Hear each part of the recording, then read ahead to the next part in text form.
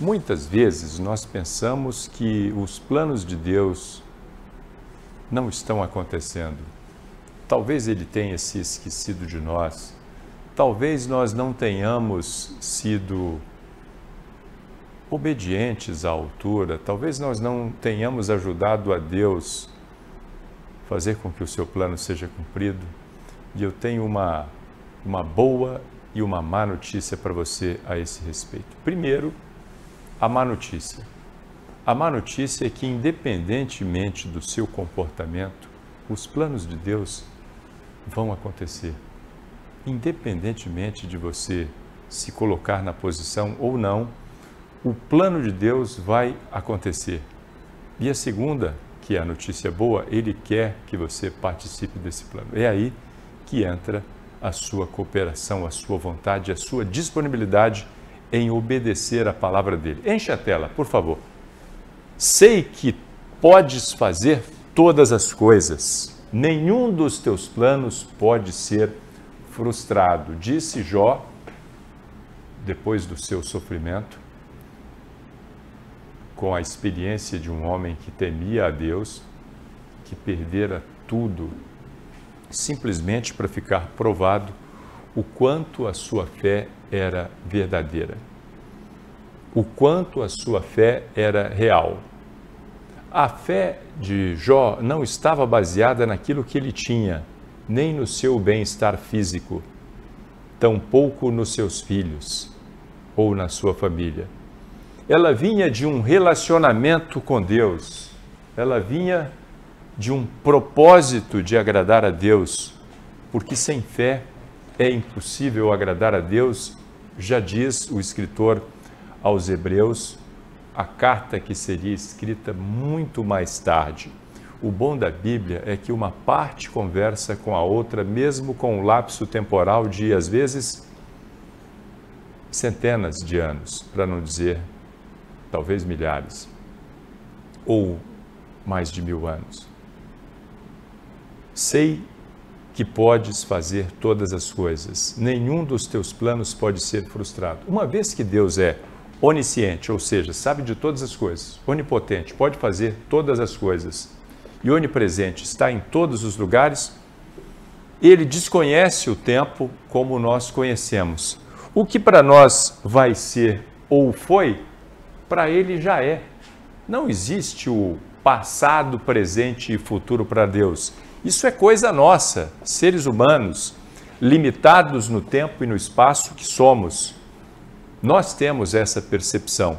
Para Ele, todas as coisas simplesmente são. Talvez por isso Moisés, ao ter um encontro com Deus em meio à sarça ardente, lá no Monte Sinai, tenha ouvido da parte de Deus quando perguntou: o que eu vou dizer para o faraó quando eu chegar pedindo que ele liberte o teu povo? Deus disse, simplesmente diga, eu sou, o eu sou te enviou. Porque Ele é. Ele não vai ser, Ele não vai fazer, Ele já fez.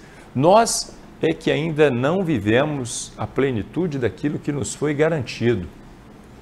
E não pensemos nós que nós vamos frustrar a Deus por causa do nosso comportamento ou decepcioná-lo. Ele já sabe de tudo.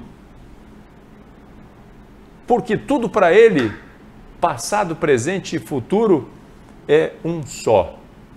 Nós vamos decepcionar a nós mesmos, certamente muitas vezes, pelo nosso mau comportamento, pelas nossas atitudes, pelos nossos pensamentos errados. Mas para Ele, nada é surpresa. Ele pode fazer todas as coisas. Nenhum dos planos dele pode ser frustrado. Vou dar exemplos bíblicos. Eu falei esses dias aqui da vida de Sansão. Sansão foi criado para libertar Israel dos opressores filisteus. Durante sua vida, Sansão deu mostras do poder de Deus e do plano dele, libertando Israel da opressão de alguns filisteus. Ele fez coisas incríveis. Ele venceu seus inimigos por diversas vezes até cair no engano de Dalila, ser seduzido e agora ele se encontrava com os olhos perfurados, cego, amarrado junto às colunas do grande templo filisteu, servindo de escárnio.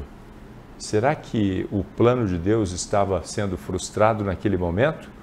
Ou aquela era a oportunidade para que Sansão eliminasse todos os seus inimigos? Diz a Bíblia, depois de Sansão ter recobrado a sua força uma vez mais, mediante uma oração de fé que ele fez, mesmo não tendo mais a sua visão, ele pediu a Deus para mais uma vez ser forte, para se vingar dos seus inimigos, e Deus concedeu a ele esse privilégio, e diz a palavra que na sua morte, Sansão matou mais filisteus do que durante toda a sua vida. Ora, esse era o propósito de Deus, que ele pudesse livrar Israel dos seus inimigos, e o propósito foi cumprido.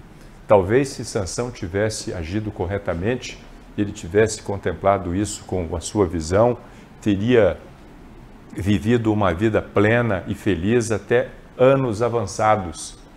Mas não, ele não quis, nem por isso os planos de Deus foram frustrados, porque Deus o criou para derrotar os seus inimigos. Era a resposta do clamor do povo hebreu.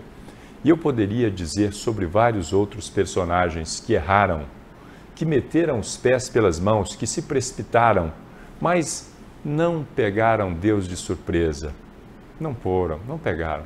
Eu vou só acrescentar duas coisas aqui. Primeiro, Raabe, a prostituta que veio a ser inserida na genealogia de Jesus. Ela era prostituta. Naquele tempo, a prostituição talvez não tivesse o glamour que algumas têm hoje.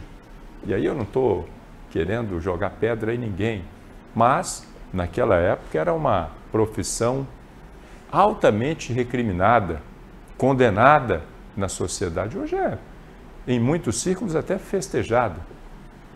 Mas nem por isso Deus deixou de inseri-la na genealogia de Jesus, porque sabia que ela tinha um coração pronto ao arrependimento.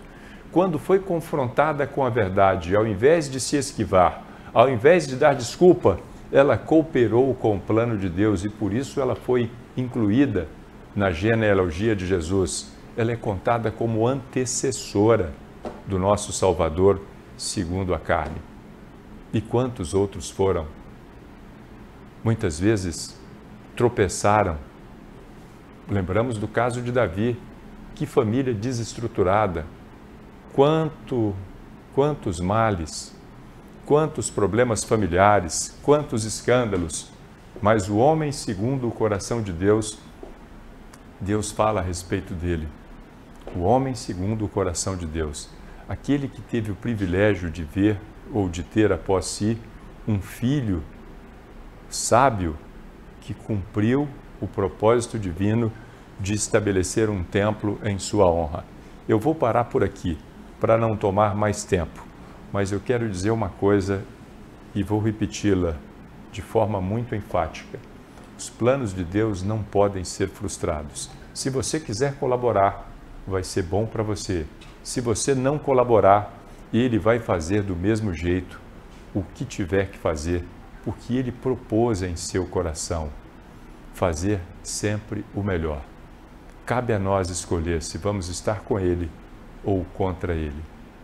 Deus abençoe o entendimento da palavra dEle em cada um dos nossos corações. Eterno Pai, muito obrigado por esta palavra, que veio de encontro ou ao encontro da necessidade das pessoas que neste momento querem se aproximar de Ti, querem uma direção, muitas vezes uma palavra de incentivo, de correção, de reflexão.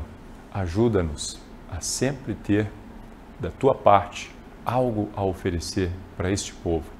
Prepara-nos para a Tua vinda. É o que eu te peço e agradeço em nome de Jesus. Amém.